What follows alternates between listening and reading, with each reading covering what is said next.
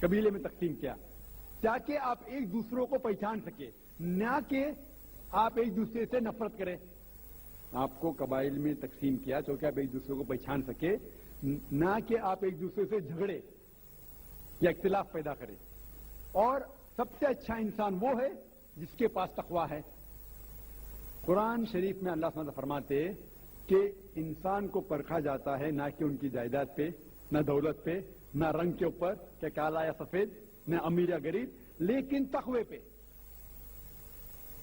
اللہ سبحانہ تعالیٰ سے کتنی محبت ہے، کتنا خوف ہے.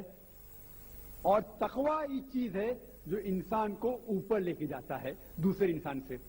تو جات پات اسلام میں بالکل نہیں ہے. اور محمد صلی اللہ علیہ وسلم نے آخری حجۃ الوداع میں کہا کہ نہ کوئی عرب غیر عرب سے بہتر ہے، نہ کوئی غیر عرب عرب سے بہتر ہے، نہ ہی کوئی سفید انسان کالے سے بہتر ہے، نہ کوئی کالا انسان سفید سے بہتر ہے. صرف تقوی سے انسان اوپر ہو سکتا ہے. تو جات پات اسلام میں نہیں ہے. یہ تو سرنیم ہے، خان، پٹھان، شیخ، سید، یہ سرنیم ہے. سرنیم مطلب جیسا ہوتا ہے نا سرنیم، جس طریقے سے سرنیم ہر آپ دیکھیں گے مثال کے طور کے اوپر انڈیا میں کتنے لوگ کا سرنیم ہے، دیسائی سرنیم ہے، پٹیل ہے، جوشی ہے، جو بھی ہے، یہ سرنیم ہے.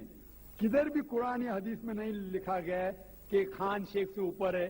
ہاں شیخ جو عربک میں ہم سر کہتا کہتے سر، سر مطلب محترم، تو اس طریقے سے عربی میں شیخ ایک لقب ہے جسے عربی کے اندر کہا جاتا ہے محترم، یا کوئی ضعیف انسان کو یا کوئی مالدار انسان کو، وہ الگ لقب ہے. لیکن جہاں تک کہ سرنے میں اسلام میں کئی بھی جات پات اونچی نیچی بات ہے ہی نہیں، یہ بالکل غلط ہے. لیکن میں جانتا ہوں کہ کچھ مسلمان دیہات میں اس کو مانتے ہیں کہ میں پٹھان ہوں تو اور اونچا ہوں، میں شیخ ہوں تو اونچا ہوں، سید ہوں تو اونچا ہوں. یہ ان کی غلط فہمی کی وجہ سے کچھ مسلمان بہت کم ہیں، لیکن میں جانتا ہوں یہ بالکل اسلام نہیں کہتا ہے کہ انسان کو جات پات کے اونچی نیچ کے اندر بنایا گیا ہے. آپ کا دوسرا سوال جو کہہ رہے تھے، دوسرا سوال وہ بھائی صاحب کا جو تھا، تو 3 طلاق کا کہہ رہے تھے کہ میڈیا کافی 3 طلاق اچھال رہی ہے اور اس کا کیا جواب ہے. افسوس کی بات ہے کہ معاشرے میں، مسلمان کے معاشرے میں 3 قسم کی طلاق ہے. مسلمان کے معاشرے میں، سوسائٹی میں ایک طلاق بدعت، طلاق طلاق طلاق ایک ساتھ میں کو ہو جاتی ہے. ایک طلاق حسن جو طلاق دو، 1 ماہ رکو حیض کے لیے، پھر طلاق دو، پھر رکو، پھر تیسرا طلاق دو. اور تیسرا طلاق کے حسن جو بالکل صحیح طریقہ ہے جو قرآن شریف کے ہے، طلاق دو اور 3 ماہ رکو. قرآن کی آیت ہے سورہ بقرہ میں سورہ نمبر 2 آیت نمبر 288 میں لکھا ہوا ہے کہ جب بھی آپ طلاق دیں گے تو 3 ماہ یا 3 حیض کی عدت ہے. تو طلاق پورے مکمل ہونے کے لیے 3 حیض یا 3 ماہ، 3 منسٹرل سائیکل اور 3 منتھلی کورسز مسٹ ہے، کمپلسری ہے. افسوس کی بات ہے کہ یہ جو اختلاف امت میں ہے اس کی ایک وجہ ہے. ایک صحیح حدیث ہے صحیح بخاری کی، ابن عباس رضی اللہ عنہ وہ فرماتے ہیں کہ محمد صلی اللہ علیہ وسلم کے دور میں 3 طلاق ایک ہی مانی جاتی تھی. حضرت ابو بکر کے دور میں 3 طلاق ایک ہی مانی جاتی تھی. حضرت عمر کے پہلے 2 سال کے دور میں 3 طلاق ایک ہی مانی جاتی تھی. لیکن اس کے بعد حضرت عمر رضی اللہ عنہ اس سچویشن کو دیکھ کے وہ کہتے اگر کوئی شخص 3 دے دیا تو 3 ہو جاتی ہے. اس حدیث کی وجہ سے جو اختلاف امت میں ہے اور کئی علماء میں اختلاف ہے، لیکن علماء میں اختلاف ہے رہیں گا ایک منچ پہ آئیں گے کہ اللہ عالم. لیکن اگر آپ قرآن کی روشنی میں پڑھتے ہیں، قرآن میں طلاق کا ذکر کیا گیا ہے سورہ بقرہ میں سورہ نمبر 2 آیت نمبر 288 سے لے کے 240 تک، اور سورہ طلاق میں سورہ نمبر 65 آیت نمبر 1 سے 7. جو قرآن مجید میں طلاق کا ذکر ہے اس کے اندر یہ ہے کہ کبھی کوئی ڈفرنس آف اوپینین، کوئی جھگڑا ہو جاتا ہے، شوہر اور بیوی میں، تو پہلا شوہر بیوی بیٹھ کے بات کرے. ایسا نہیں کہ بیوی نے نمک زیادہ ڈال دیا اور طلاق طلاق طلاق کہہ دیا اور طلاق ہو گیا. اگر بیوی میں نمک زیادہ ڈالا، بولے آپ کو نمک کم چاہیے، معاملہ سلجھ جائے گا. بیٹھ کے بات کرو. پھر بھی بات نہ بنے تو اللہ تعالیٰ فرماتا ہے سورہ نساء میں سورہ نمبر 4 آیت نمبر 35 میں کہ آپ کے درمیان ایک حکم رکھو، ایک آربیٹر بیوی کی طرف سے، ایک آربیٹر شوہر کی طرف سے. مطلب آربیٹر حکم کہتے ہیں، آربیٹر کو حکم رکھو بیوی کی طرف سے اور شوہر کی طرف سے، اور معاملہ کو سلجھا لو. پھر بھی اگر بات نہیں مانے تو آپ پھر طلاق دے سکتے ہیں. تو طلاق دیتے ہیں تو کئی اس کے کرائٹیریاز ہے کہ حیض کے وقت طلاق مت دو، جب آپ غصے میں طلاق مت دو، شراب کی حالت میں طلاق، یہ سب غلط ہے، دے نہیں سکتے. اس کے بعد جب طلاق دیا جاتا ہے تو 3 ماہ رکنا چاہیے. طلاق کے احسن ہے جو بالکل صحیح طریقہ ہے. طلاق دو اور 3 ماہ رکو، اور 3 ماہ کے اندر اگر آپ رجوع کرنا چاہتے ہیں اپنی بیوی سے تو رجوع ہو سکتے ہیں الحمدللہ.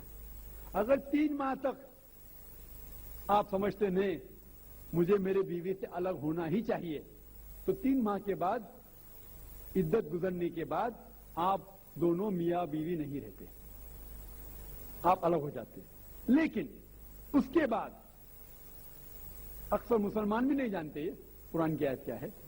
قرآن شریف میں لکھا ہوا ہے سورہ بقرہ میں سورہ نمبر 2 آیت نمبر 230 231 232 میں کہ اگر وہ شخص اپنی بیوی کو پرانی بیوی سے پھر سے شادی کرنا چاہتا ہے تو مت روکیے. تو اگر طلاق ہو چکا ہے صحیح طریقے سے، طلاق کے احسن کے طریقے سے، اور 3 ماہ ہو گئے، عدت گزر گئی، 6 مہینے بعد اگر لگا بھائی جو میں نے کیا غلط کیا، میں پھر سے شادی کرنا چاہتا ہوں، تو وہ آدمی اپنی پرانی بیوی سے پھر سے نکاح کر سکتا ہے. لیکن نیا نکاح نیا مہر، نیا نکاح نیا مہر، جو کئی مسلمان نہیں جانتے.